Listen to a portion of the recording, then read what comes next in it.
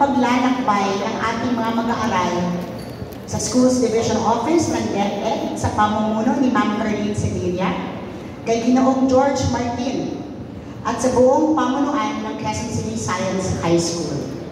Sa mga guro, non-teaching personnel, mga magulang at mga guardian, maraming salamat po sa inyong patuloy na paggabay, suporta at pagmamahal sa ating pong mga magsisipagtapos. At syempre, sa inyo, Batch 2025, isang mainit na pagbati. Congratulations! Let's give ourselves a warm round of applause. Well-deserved applause. Alam ko hindi naging madali ang mga nakaraang taon. May pagod, may pangamba, at may mga panahong parang walang kasiguruhan ang susunod na hakbang. Pero narito kayo ngayon. Hindi dahil naging madali ang daan, kundi dahil pinili ninyong ipagpatuloy. Ang araw na ito ay patunay ng inyong dedikasyon at pasasalamat sa lahat ng tumulong sa iyo para makarating kayo dito. Kaya ngayon, balikan natin ang mga taong unang naniwala, nanindigan, sumuportang kumalina sa iyo. Si nanay, si tatay, si lolo, si lola, at lahat ng naging sandigan ninyo sa buhay. Sabay-sabay nating sabihin, and this, please say this with all of your heart, with the fullest of sincerity. Thank you very much. 1, 2, 3. Thank you very much. Oo, I feel hindi pa kayo nag-aalmusal. Yung kunwari, busog na thank you very much. 1, 2, 3. Thank you very much. Ayan, thank you. Sunod naman, para sa ating mga guro at mga kaibigan, sa bawat ma'am at sir na gumabay, at sa mga kaklaseng naging kasama ninyo sa hirap at saya, sabay-sabay natin bigkasin. Maraming salamat. Maraming salamat. Hindi sila sigurado kung bigkas gutom o bigkas busog. Pwedeng busog. 1, 2, 3. You did not just finish high school. You made your mark. As graduates of Quezon City Science High School, you are among the brightest and the most committed young minds in our city.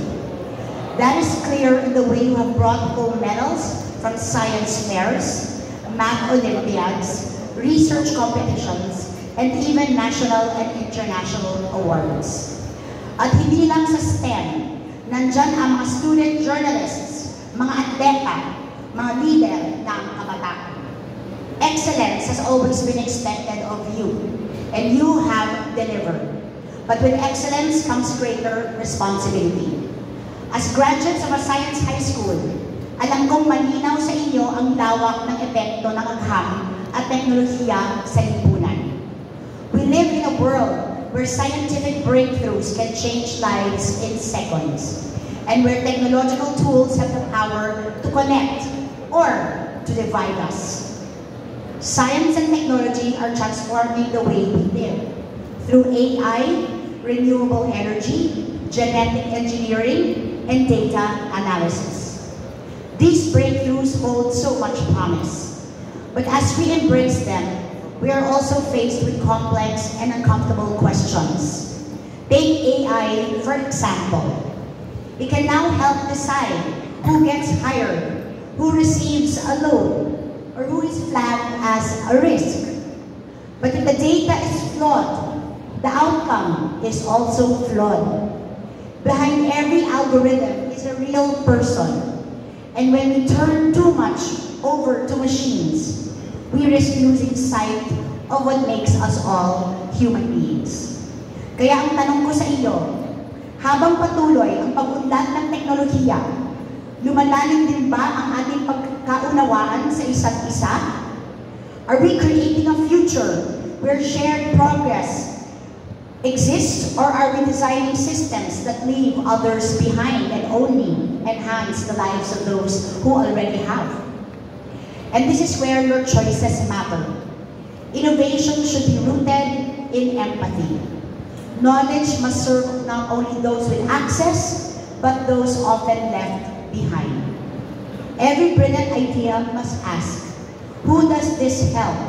And who might be left out? Class of 2025, this is the greater challenge you face. Not just to be brilliant, but to be kind. Not just to think critically, but to act compassionately. To use your knowledge, not just to succeed, but to lift others with you. Because being excellent is not enough. Hindi sapat na magaling lang tayo sa technical. Kailangan din natin maging makatao, makatarungan, at may pananagutan. Progress without compassion leads to exclusion. Development without dialogue creates division. And technology without ethics can do more harm than good. Your education has sharpened your intellect, but the real measure of your learning is how you will use it. Will you build bridges or will you build walls? This country needs more than bright minds. It needs thoughtful hearts. It needs people who will listen, who collaborate, and who act for the common good. Science should never be a badge of superiority. It should always be a tool for service. Ang tunay na sukatan ng talino ay kung paano ito nagagamit para sa kapwa at para sa bayan. Let me leave you with 3 reminders. Una, commit and excel. Whether you pursue further studies, start working, or take a different path, give it your best. Hindi kailangan maging perfecto. Ang mahalaga, buo ang loob at totoo sa sarili. Pangalawa, look up from your screens, and I mean this literally. Yes, you learn a lot online, but not everything you see on social media is real. Do not measure your worth against someone else's curated life. Live your own. Stay curious. Explore. Connect with the world, the physical world around you. At pangatlo, stand for what is right and just. Whether online or offline, be fair, be brave, speak up. Use your voice for good. The world does not need louder voices. It needs clearer ones. Not perfect, but principled. Batch 2025, let your intelligence be guided by compassion and purpose. Dalhin ninyo sa bawat hakbang ang tapang, talino, at malasakit na natutunan ninyo dito sa Quezon City Science High School. You will stumble, you will doubt, but keep going. Mistakes are not signs of failure. They are part of growth. They are signs of progress. You are not just the future of Quezon City, you are its present. Hindi lang dahil magaling kayo, kundi dahil pinili ninyong maging mabuting mga tao. Maging makatao, maging kaisa. And I always want to say that being good, being a good person, that is something that you have to choose every single day of your life. You are not born a good person. This is a product of everything that everyone around you has taught you. But every day when you wake up in the morning, you have to tell yourself, today I will be a good person. Today I will do good. Today I will help others. Today I will think of others over and above myself. And before I congratulate you for one final time, I would also like to ask all of you, request all of you, to please remain humble. In my journey through life, I realized your downfall will be pride.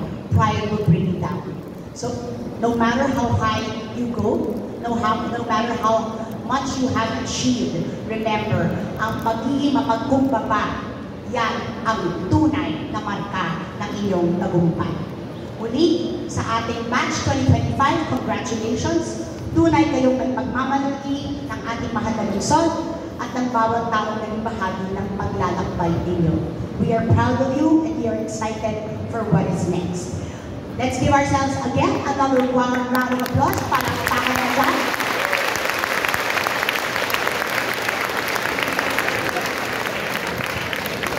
And I hope and pray that someday, somewhere around, along the road of your journey through life, maisipan ninyong bumalik sa lungsod na minahal kayo, na kinalinga kayo, naglagaan kayo, and to give back to the city that is your home.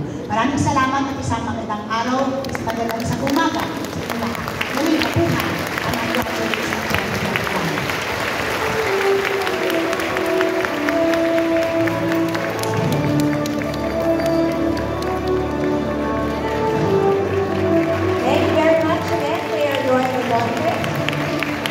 reminding our students that excellence comes with responsibility.